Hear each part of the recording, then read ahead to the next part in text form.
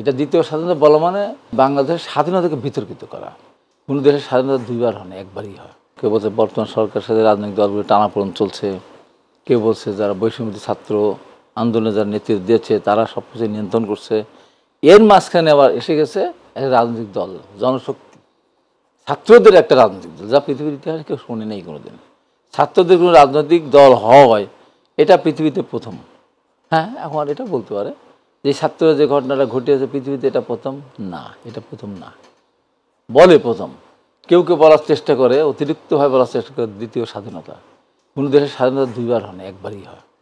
এটা দ্বিতীয় স্বাধীনতা বলা মানে মহান স্বাধীনতাকে অসম্মান করা, 30 লক্ষ শহীদকে অসম্মান করা, 2 লক্ষ মা বোনের সম্মানহানিকে অসম্মান করা, এক কথায় বাংলাদেশের স্বাধীনতাকে বিতর্কিত করা।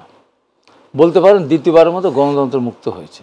যেমন আমরা 1982 সালে 24শে মার্চ সামরিক স্বৈরাচার একটা সংসদকে ভেঙে দিয়ে দীর্ঘ 9 বছর স্বৈরশাসন চালিয়েছিল। আমরা দীর্ঘদিন প্রথম দিন থেকেই আমরা ঢাকা বিশ্ববিদ্যালয়ে আন্দোলন শুরু করেছিলাম, শেষ পর্যন্ত 90 সালে 4 ডিসেম্বর স্বৈরাচার এসে পদত্যাগ করতে বাধ্য হয়েছে।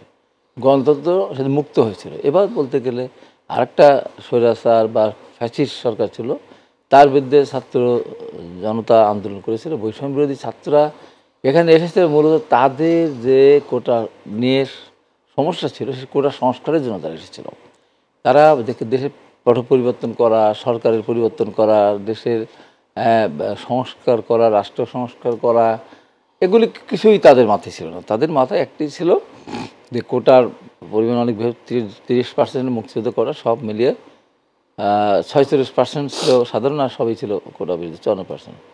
যেখানে তারা ওই সব আন্দোলন করেছিলেন। ওই আন্দোলনে যদি সেই সময় সরকার নিজের এই সমস্ত ভূমিকা না দেখিয়ে যদি কোটা 10-15% রেখে সংস্কার করে দিত, তাহলে এইবারে এসে কোটা আর ফেরত নেওয়ার দরকার পড়তো না।